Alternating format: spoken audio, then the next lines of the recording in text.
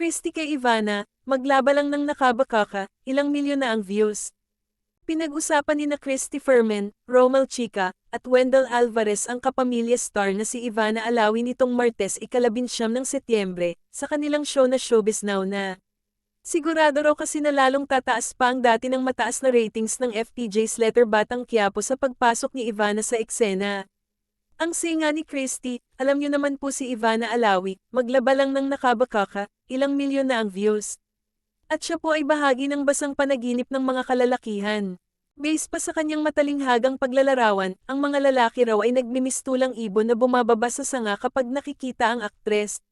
Makita lang si Ivana Alawi ang mga ibon na kumakanta-kanta, bumababa sa sanga at nakatanaw lang sa kanya. Kaya hindi maitatanggi na kahit saan pamantangayin si Ivana ng agos ng buhay, talagang laging winner ang aktres. Iba talaga ang beauty ni Ivana. Matatanda ang kamakailan lang ay ginawan pa siya ng bakod ng isang lalaki kung saan bawal umanong umihi ang lahat doon maliban sa kanya.